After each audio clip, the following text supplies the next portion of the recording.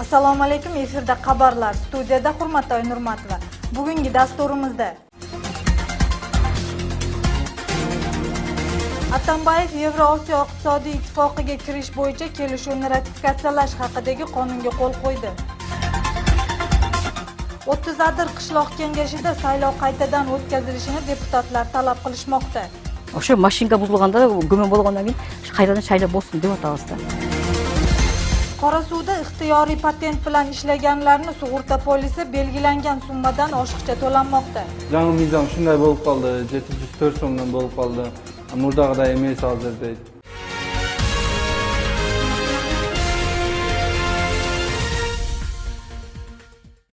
Bugun Prezident Almazbek Atambayev Qirg'izistonning Yevrosiyo iqtisodiy ittifoqiga kirishi haqidagi kelishuvni ratifikatsiyalash bo'yicha qonunga qo'l qo'ydi. Chorshanba kuni parlament 3-o'qishda kelishimning ratifikatsiyalanishini qo'llagan. Moskva shahrida 8-may kuni Yevrosiyo iqtisodiy ittifoqqa a'zo mamlakatlarning prezidentlari imzosi qo'yilgan hujjat Jo'g'org'i Kengashga 18-mayda kirgizilgan. Prezident davlat iqtisodiy ittifoqqa milliy manfaatlarni hisobga olish bilan qo'shilayotganini ta'kidladi. Qizlarga nisbatan zo'ravonlik voqeasini Turg'anbayev o'z nazoratiga oldi. Ichki ishlar ministrligining 2 o'smir qizning ishini o'z kuzatuviga olgani haqida vedomostivaning ma'lumot xizmati bildirdi. Avval haqiqatchi Baxtibek Amanbayev Chikirova nomli fuqaroning xavfsizligini ta'minlash va qonun bo'yicha jinoyat ishini qo'zg'ash masalani ko'rish iltimosi bilan ministrga xat yuborgan. Xatning mazmuniga ko'ra, fuqaro o'zi bilan yashagan kishining kichik qizlariga zo'ravonlik qilgani uchun ayblanganligiga ko'ra, uning qarindoshlari ayolni qo'rqitayotgani haqida huquqni himoya qilish organlariga bir necha marta ariza berganini aytdi.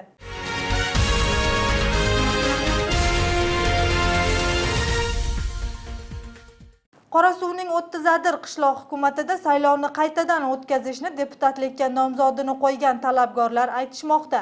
Ularning talabining sababi saylov qonuniy o'tmaganligi. Aniqroq aytganda, talabgorlarning birining nomzodi saylov ro'yxatidan chiqmagan. Shu sababli ular saylovni adolatli o'tmaganligiga gumon qilishmoqda.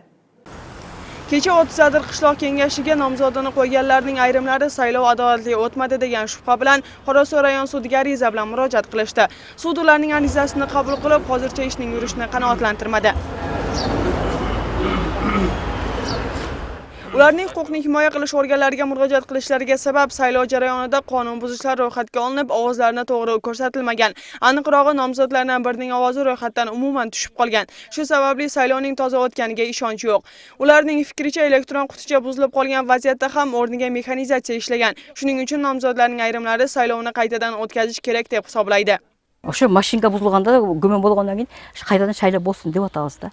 Sebebi баягы постельный режимдеги жаткан больнойлорда бар да бизде келе албаган. Ошого бир күн мурда барып, шаратып келипти деген сөздөр бар да. О комиссия менен барыш керекпи? Алар өздөрү эле барыптыр деди. Мен эми көзүм менен көргөнүм жок, бирок ошондой сөздөрдү уктум да. Барып шаратып келипти бир күн мурда дешти. Бул биринчиси, экинчиси баягы списогу чыкпай калган адамдар. Үчүнчүсү ошо компьютер бузулду дешти, какой-то 1 saatga. Deputatlikka nomzodini qo'yganlarning aytishicha, saylov tugagandan keyin ovoz berish natijasi to'g'risida hech kimga ma'lumot berilgan emas. Natijasi bir kundan keyingina e'lon qilingan. Qoida bo'yicha saylov tugagandan keyin 1 soat oralig'ida ma'lum bo'lishi kerak edi deyshadi. Saylov komissiyasining vakillarining bildirishicha, nomzodlarga saylov natijasi o'z vaqtida e'lon qilingan. Hech qanday qonun buzishlar ro'yxatga olinmagan. Биз уруксат сурап туруп эле орноттук экинчи немени. Берки неме урнадагы көрсөткүч ошо боюнча сакталат. Ал жылбайт. Неме кылып туруп.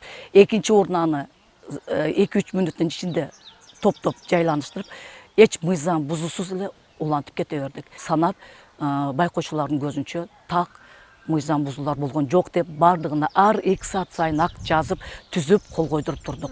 Nomzodlarning ayrimlari elektron qutichaning buzilishi ham siyosiy o'yin bo'lishi mumkin degan fikrda. Agar rostdan ham buzilgan bo'lsa, ovoz berayotganda 1 soat ichida noqonuniy ish yuz berishi mumkinligini aytishadi. Chunki Atamakan fraksiyasidan 5 nomzod o'tib ketgan.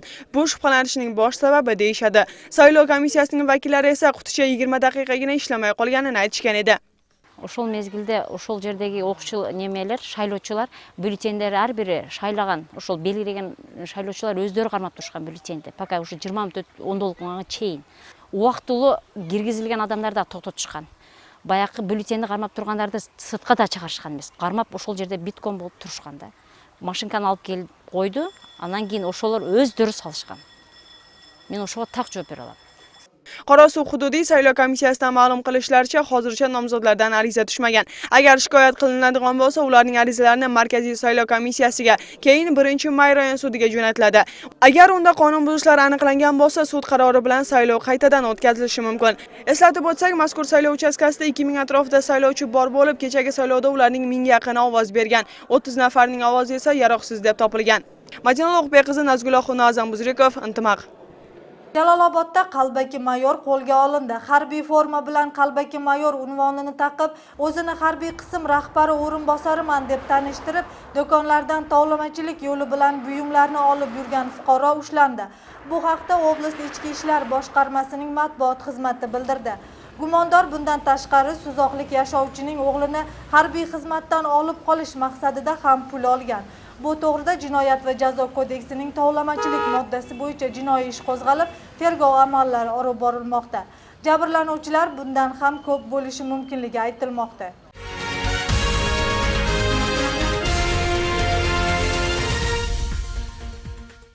Qorasuvda ixtiyoriy patent bilan ishlaganlarning sug'urta polisi belgilangan summadan oshiqcha to'lanmoqda. Bu haqda Qorasuvda ixtiyoriy patent bilan ishlagan ayrim tadbirkorlar aytishdi.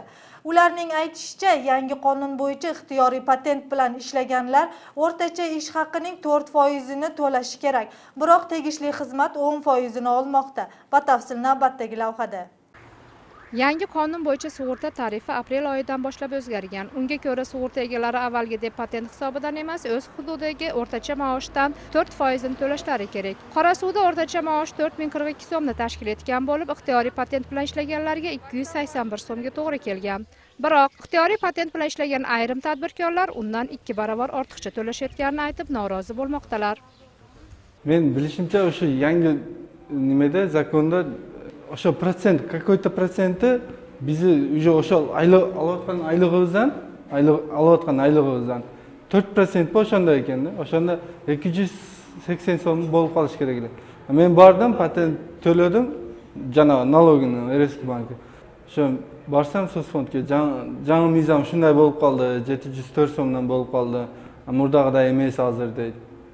Tadbirkorlar buni sotsial fond yangi sistemaga tayanib ortiqcha pul olib qolishmoqda degan fikrdalar. Biroq sotsial fond boshqarmasi yuqoridagi so'zlarni inkor etadi. Ularning aytishicha, ixtiyoriy patent degani bilan u kategoriyalarga bo'linib ketadi.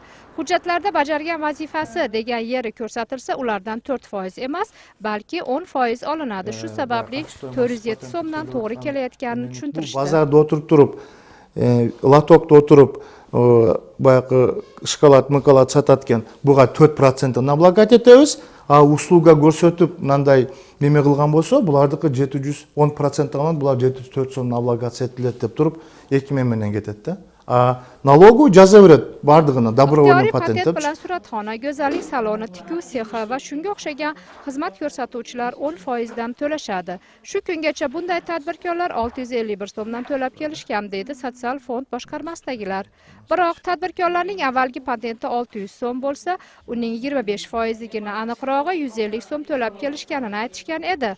Sotsfond boshqarmasi sistemasi shu narxda to'lab kelishadi deb tushuntirdi. Biroq hali bu ish bo'yicha shikoyat tushmaganini qo'shimcha tarzda ma'lum qilishdi. Biz на местах чыгып атканда ошол жерден суроо атат.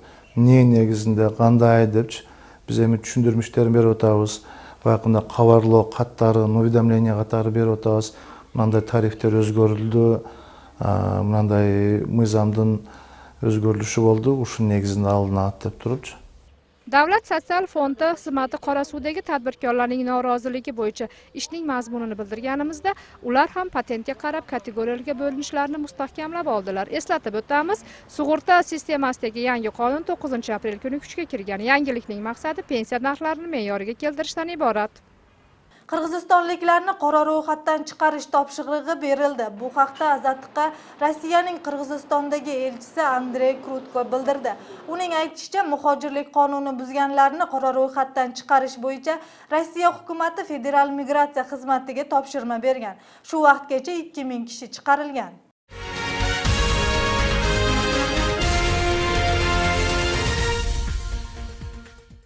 Botganda Oygul guli o'sgan qishloqda suv tanqis. Suv yo'qligidan mazkur qishloqda 300 ga yaqingina el yashaydi. Qolganlari boshqa qishloqqa ko'chib ketishgan. Sug'orish suvigina emas, ichimlik suvi ham yetishmaydi. Qishloq haqida navbatdagi lavhada. Aygultash qishlog'ida suvning ozligidan yashovchilar qiynalishmoqda. Mahalliy yashovchilarning ba'zilari toza suvni 15 chaqirim olisdan mashina bilan tashib kelishsa, ba'zilari bulg'angan suvni ichishga majbur. Bir haftada bir marta keluvchi suv qishloq hayotini davom ettirganday go'yo. Quyatda olib kelib. Mana shu quyat, mana bulam qurib mana bolam qurib mana ko'chatlarga olib kelib quyat, nemi bochoq bilan. Anan endi o'ta ish bo'lib qolganda suv quyalmay qolganda quriydi anan. 10 yildan oshadi mana ko'chatlarimiz mana qurib mana ana yerda mana. Mana hozir endi Xudoydan umid qilib quyatamiz suvni. Bu qishloqda aholining soni oz bo'lganligi bois boshlang'ich sinflargagina bilim beriladi. Yuqori sinf o'quvchilari esa bundan 12 kilometr olisdagi Bo'zadir qishlog'iga borib o'qishadi. Yo'lning o'zigagina kech-kechalik vaqtlari ketadi ekan. Muammo yaratgan bu maktabda boshlang'ichlar uchun tushlik beriluvchi oshxonasida taom berish ham qiyinchilik tug'dirishini maktab rahbariyati bildirdi. Problemada suvda hozir. Agar suv o'shol bo'ydan suvni bera turgan bo'lsak, ballarda içe qarın urulары tezil жайыға sarıq деген бар. Құдайға шүкір, азыр бізде андай емлер қатталған жоқ, sarıqtағы жоқ, таза. Шул ата-onalar kelib daima bu qishloqda issiqqa chidamli daraxtlargina o'stiriladi. Dehqonchilik qilishga sharoit bo'lmaganlikdan deyarli barchasi hayvon boqadi.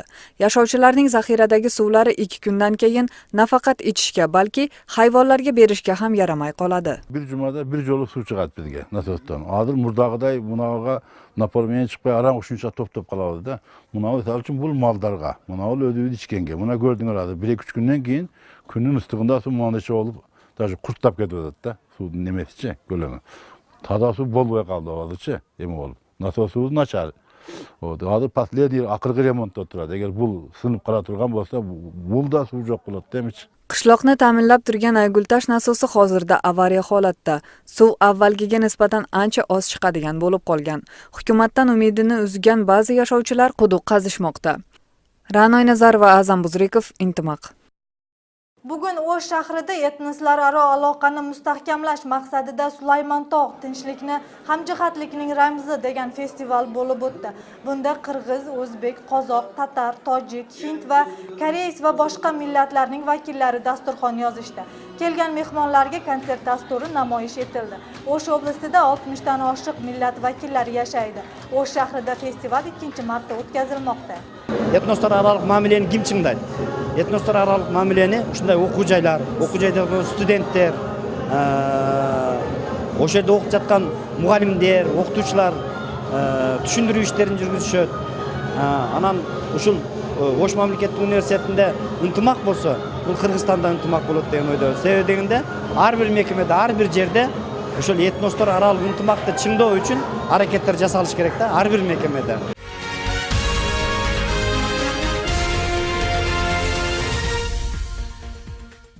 Xalqaro yangiliklardan. Nepalda kuchli zilzila tufayli 9000 nafar odam vafot etdi. Jarohatlanganlarning soni ortmoqda. Hozirda bu yerda tibbiy yordam yetishmaydi. Batafsil navbatdagi lavhada. Oh my god. Oh my god. Nepaldagi favqulodda holat 2-marta takrorlandi. Bungacha 25 aprelda kuchi 7-8 ballga yetgan, 500 millionga yaqin turar joylar yaroqsiz holga kelgan.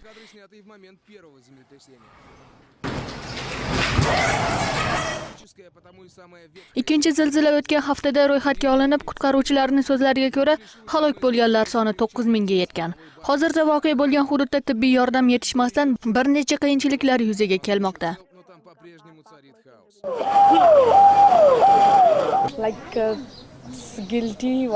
Qirovlar ayavay ko'p. Bunday qirsiqqa sabab bo'lguday biz qandaydir kuno ish qildikmi? Shu bilan birga bir necha qishloqlar hamda qadimiy joylar ham yo'q bo'lgan. Mahalliy aholi noiloj va yordamga muhtoj holga kelgan.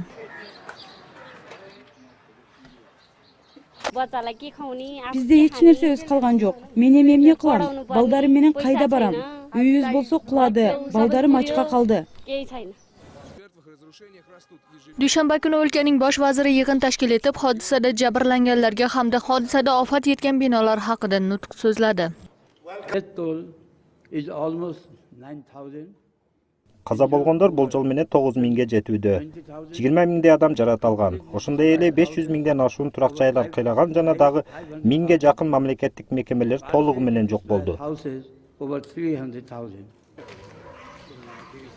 Bunday tabiiy ofat o'lkada 1934-yilda ro'yxatga olingan. Unda zilzila 8000 insonni olamdan olib ketgan.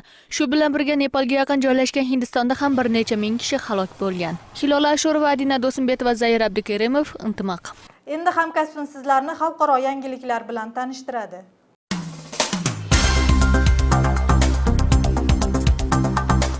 Harbiy xodimlarning ta'kidlashicha, uchoq AQShning Venesuela shahriga borayotgan bo'lgan. Shu bilan birga Kolumbiyadan yiliga 300 tonnaga yaqin giyohvand modda AQShga va Yevropaning bir necha o'lkalariga yetkazilib turiladi.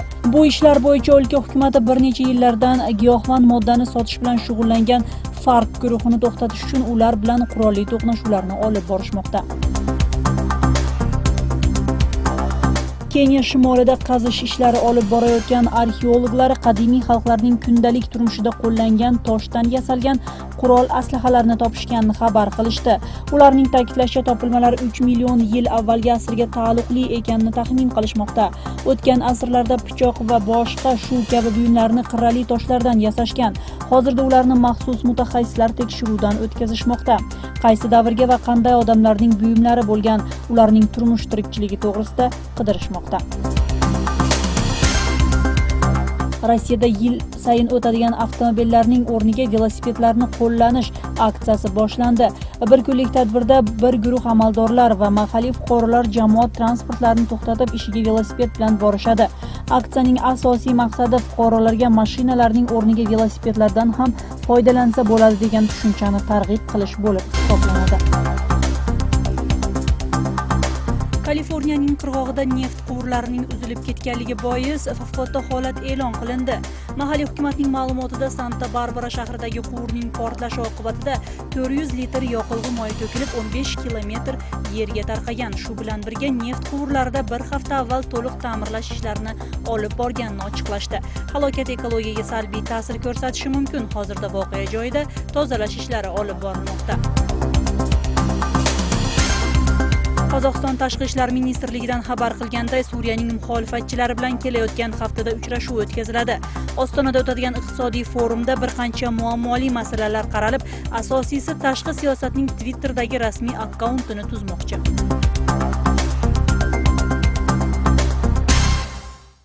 Botken rayonining Qishtut qishlog'idan chiqqan ijodkor Ashirali Aydarovning 30 yillik ijodiy kechasi o'tdi. Madaniyatning a'lochisi va bir necha she'rlarning muallifi, O'zbekiston bilan chegaradosh qishloqlarda musiqadan bilim bergan. Tadbir haqida navbatdagi lavhada. Ashirali Aydarov 30 yildan beri Qishtut o'rta maktabida o'qituvchilik qiladi. Uning mehnatini Qishtut xalqi va kasbdoshlari munosib qadrlaydilar. Domlaning 50 yillik yubileyi shu maktabda bo'lib o'tdi. U ijodkor inson sifatida mazkur maktabda o'qituvchilar uchun madaniy ish choralariga bosh bo'lib kelgan. Sharoit bor yo'qligini bildirmay doim bayramlarni tantanali o'tkazish uchun tadbirlarni o'ylab topgan. Hozirda kasbdoshlarning ko'pchiligi domlaning o'quvchilari.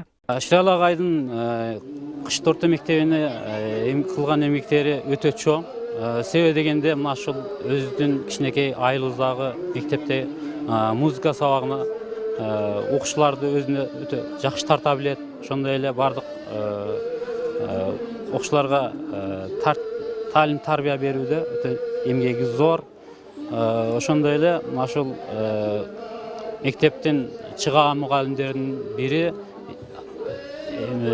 bilim berүүнүн. Ashirali Aydarov o'qituvchilik bilan bir qatorda boshqa ishlari bilan ham, turli tadbirlar o'tkazishdagi xizmatlari bilan ham tahsinga loyiq, deydi qishloq hukumati boshlig'i. Mugallim bo'lish deb ayılın жаштарга, келечек муундарга тарбия берип, mugallim bo'lish deydi.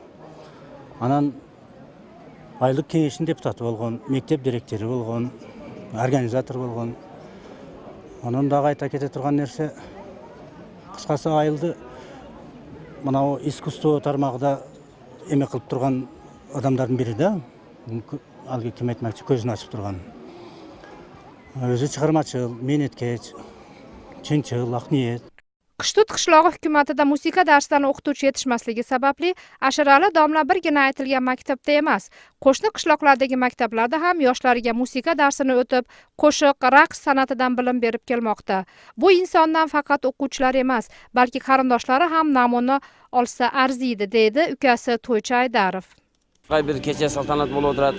Mening bir tug'an akam Ashirali Aydarovdan 50 yosh Qutman Quroq kechasi, jana o'shanda 30 yillik chiqarmachilik kechasini to'sib o'tiramiz. 50 jur tug'an urug' deganday oblastlik, rayonlik yetakchilar kelib saltanat o'tib, jo'g'org'i ma'noda o'tib boradi. Dolayim odam zatda bir tug'an bo'lsin, emin bo'lishul bir tug'an bo'lgandan keyin 100 ga 100 ardayim jo'lak, tayg'oq deganday bo'lib, o'shul akam orqali men jaxshaqay o'shul madaniyatga, adovatga qiziquvim paydo bo'ldi. Ashirali Aydarov maktabdagi musiqa darsining ozligini va o'quvchilar yangi usullar bilan mashg'ulotlarni o'tishini istashini aytadi. U darslik rejasidagi qo'shiqlardan tashqari o'zining qo'shiqlarini ham o'quvchilarga o'rgatib kelmoqda. Bir haftada bir jol kiradi musiqa sog'i. 3 soat qolmasa bir oyning ichida birda bola 3 jol 4 jol qaytishga to'g'ri kelib qoladi.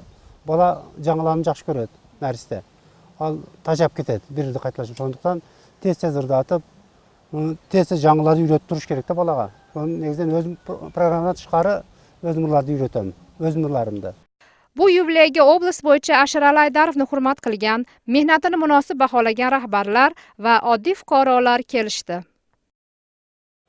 Bugun sizlarga yetkazmoqchi bo'lgan xabar va lavhalarimiz mana shulardan iborat. Ko'rishguncha xayr, omon bo'ling.